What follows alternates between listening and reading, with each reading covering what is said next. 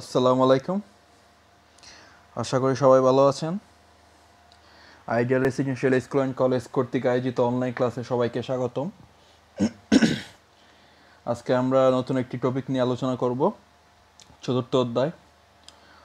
Already আমরা চতুর্থ অধ্যায় থেকে 10টা ক্লাস সম্পন্ন করে ফেলছি। মোটামুটি আজকে সহ আর 2টা ক্লাস নিলে মোটামুটি আমাদের এই অধ্যায় শেষ হয়ে যাবে। আজকে আমরা আলোচনা করব মূলত ওয়েবসাইট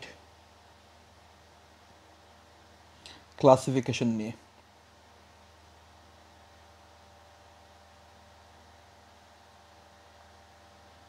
ওকে, আমরা আজকে আলোচনা করব ওয়েবসাইট ক্লাসিফিকেশন নিয়ে। আর নেক্সট ক্লাসে আমরা একটা কোড দেখবো, HTML কোড। ওইখানে আমরা কিছু জিনিস জানবো, কিভাবে আমরা একটা ফর্ম বানাতে পারি কিভাবে। তাছাড়া কয়েকটা নতুন টেক নিয়ে আলোচনা করব।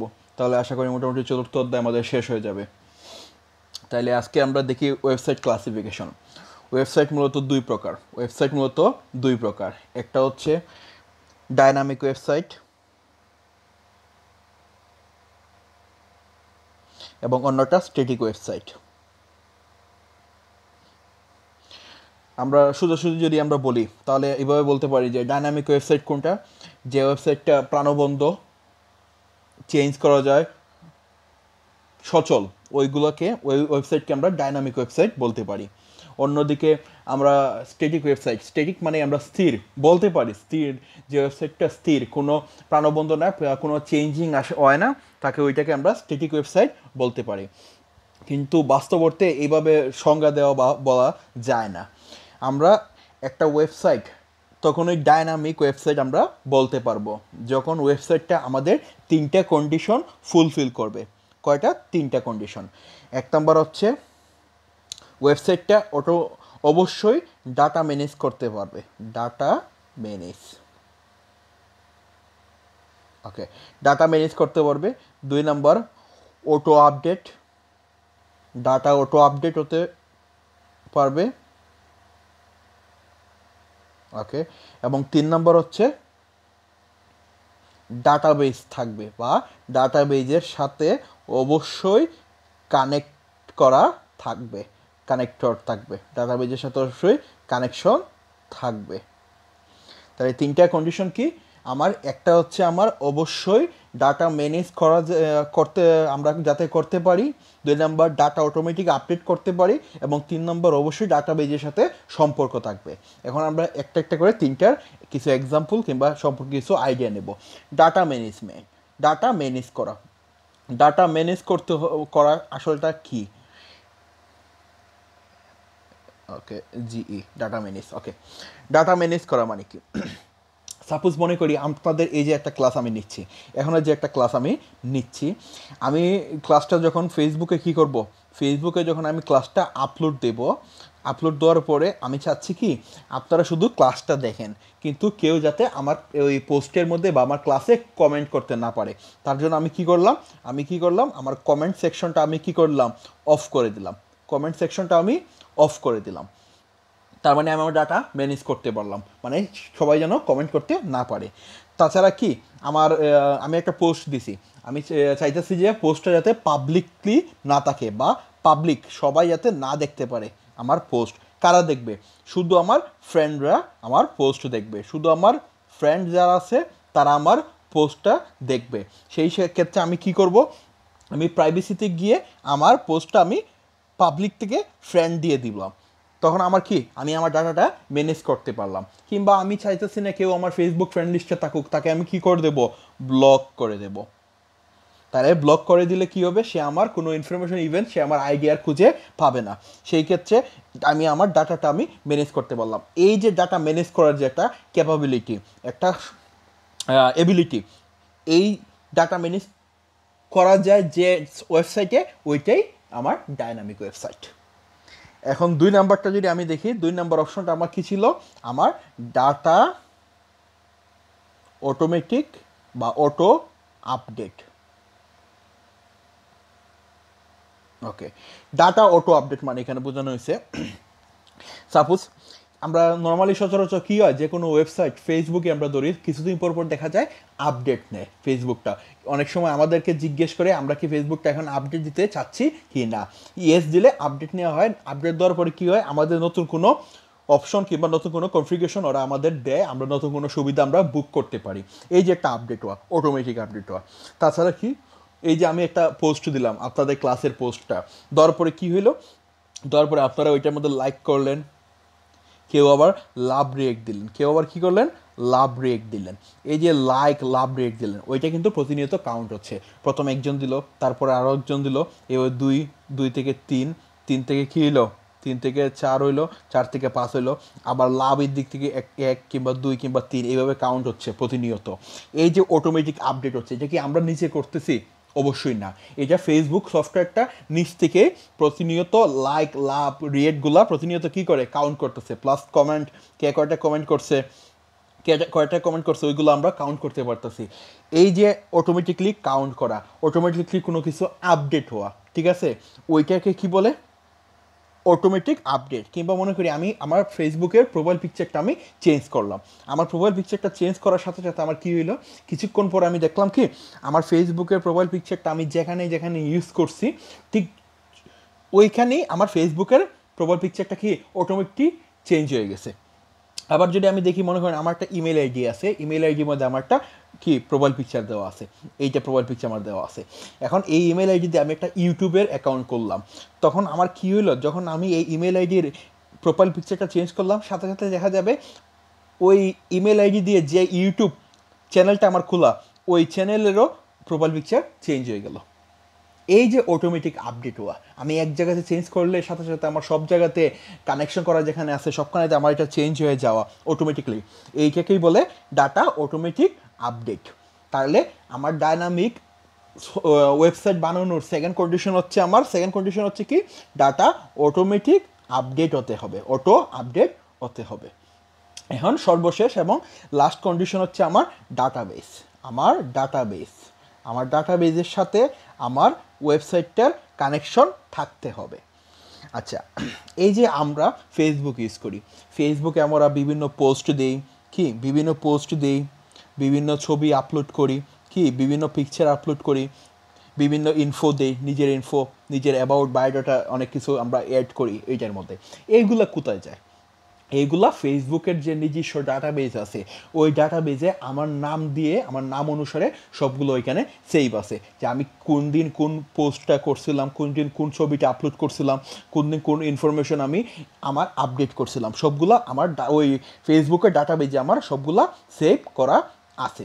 এখন কথা হচ্ছে,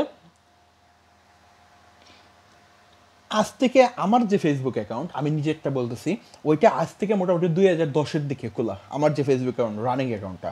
তো এখন 2020, প্রায় 10 ইয়ার্স। এই 10 বছরে আমি ফেসবুকে কম হলেও প্রায় 200-300 ছবি আপলোড করছি, কয়েক হাজার পোস্ট দিছি, অনেক ইনফো চেঞ্জ করছি, আপডেট করছি, আবার অ্যাড করছি। আমি ভার্সিটিতে যখন জয়েন দিয়েছি, স্টার্টিং অমুক ভার্সিটির নাম দিছি, আবার যেদিন ছেড়ে আসছি ওই দিন দিছি লেফট ভার্সিটি। আবার চাকরিতে জয়েন দিলে আমরা স্টার্টেড জব এই জায়গাতে সেই জায়গাতে। এই যে প্রতিনিয়ত আমরা আপডেট করতেছি আমাদের ফেসবুক, আমরা প্রতিনিয়ত পোস্ট করতেছি, ছবি আপলোড দিতেছি, এই ছবিগুলা কই জমা হইতেছে? আমার 10 বছরের আমার হিস্ট্রিগুলা, আমার জমানো এই জিনিসগুলো আমার কই জমা হয়েছে? সবগুলা ফেসবুকের ডাটাবেজে জমা আছে। তাহলে অবশ্যই ডাইনামিক ওয়েবসাইট হইতে আমার ফেসবুকের ডাটাবেস কিংবা একটা ডাটাবেস আমার থাকতে হবে, ওয়েবসাইটের সাথে ডাটাবেসের একটা কানেকশন থাকতে হবে। তাছাড়া আমি আরেকটা কথা বলি, আমরা যখন ফেসবুক আইডি খুলি তখন কি হয়, ফেসবুক আইডি যখন খুলি তখন আমরা কি করি, একটা ইমেল আইডি দেই অথবা একটা ফোন নাম্বার ইউজ করি, এবং সাথে একটা আমরা কি করি, পাসওয়ার্ড দিই, একটা পাসওয়ার্ড ইউজ করি, ঠিক না? এই দুইটা জিনিস আমাদের লাগেই, ওই ইমেল আইডি না হয় ফোন নাম্বার, এবং একটা পাসওয়ার্ড, সিকিউরিটি পারপাসে আমাদের একটা পাসওয়ার্ড দেওয়া লাগে। তাহলে এই দুইটা জিনিস আমার লাগবে। আমি যখন অ্যাকাউন্টটা খুললাম বেলায় আমি এই ইনফরমেশন দিলাম, দেওয়ার পরে আমি অ্যাকাউন্টটা খুললাম। সেকেন্ডে আমি যখন লগ ইন করতে যাই তখন আমাকে কী দিতে হয়, আবার সেম ইমেলটা দিতে হয়, এবং অথবা নাম্বারটা দিতে হয়, এবং আমার পাসওয়ার্ডটা দিতে হয়।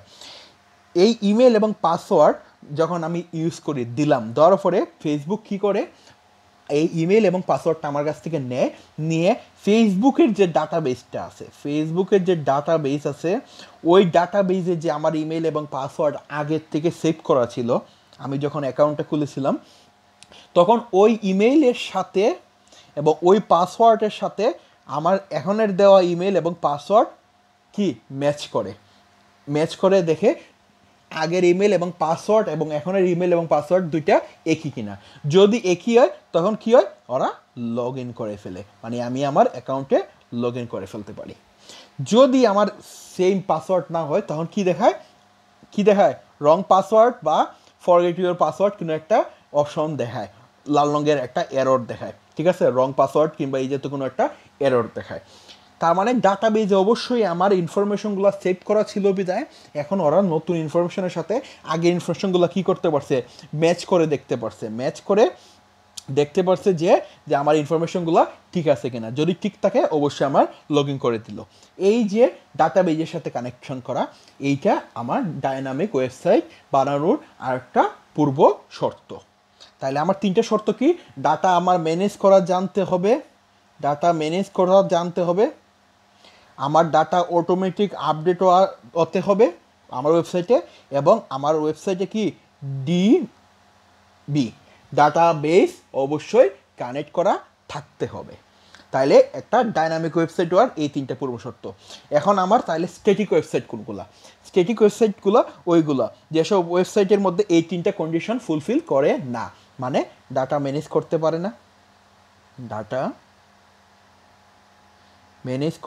না, ডাটা অটো আপডেট হয় না, এবং ডাটাবেস থাকে না। যে ওয়েবসাইটে ডাটা ম্যানেজ করা যায় না, ডাটা অটো আপডেট হয় না এবং ডাটাবেস কানেক্ট করা থাকে না, ওই ওয়েবসাইটগুলোকে স্ট্যাটিক ওয়েবসাইট বলে। তাইলে স্ট্যাটিক ওয়েবসাইট কোনগুলা? পৃথিবীতে বর্তমানে যেসব ওয়েবসাইট, যেসব সফটওয়্যার আসে না কেন, মানে সবগুলাই কিন্তু ডাইনামিক। স্ট্যাটিক ওয়েবসাইট বলতে এখন কোনো কিছু নাই, সবগুলোই ডাইনামিক। কিন্তু স্ট্যাটিক ওয়েবসাইট আমরা বলতে গেলে এইভাবে উদাহরণ দিতে পারি, প্রত্যেকটা ডাইনামিক ওয়েবসাইট কিন্তু বেশ কয়েকটা স্ট্যাটিক ওয়েবসাইট দিয়ে বানানো,